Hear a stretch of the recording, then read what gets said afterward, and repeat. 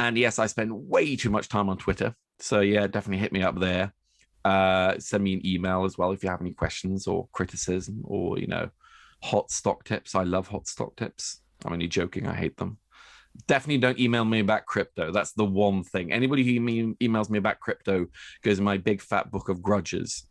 And I take that quite seriously. But yeah, I'm all over the internet, sadly. So you can't say that about crypto without explaining a bit. Oh God, I might go on an even bigger rant than I do about day trading, but it's kind of the same thing.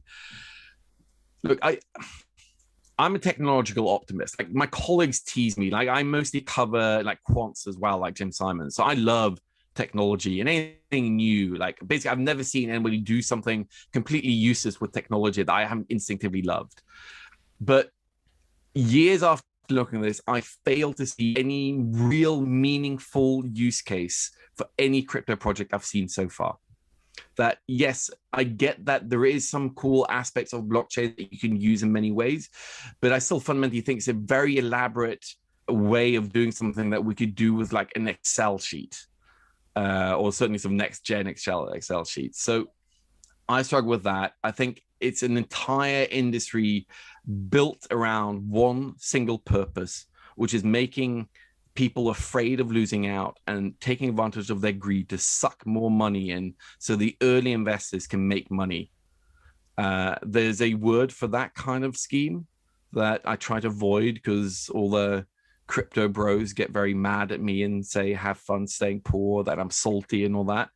But fundamentally, I've yet to see any use case. It just still looks like shit. And it is, even if some parts of it end up being useful and good and valuable and maybe even revolutionary, there is so much bullshit and outright crookedness and frauds around that it's impossible to take the entire space seriously until it cleans up its own act. People are bombarding people with internet ads and ads on the subway and train and airplanes to buy this coin and that coin. I mean, now the latest one is Floki. Like people have literally named a bullshit shit coin after Elon Musk's dog that has raised millions already.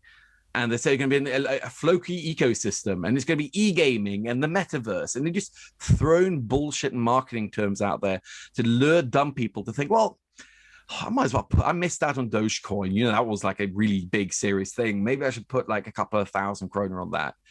And it's all bullshit. And it's just people finding a new way of parting your money, you from your money, and shifting it into their own pockets.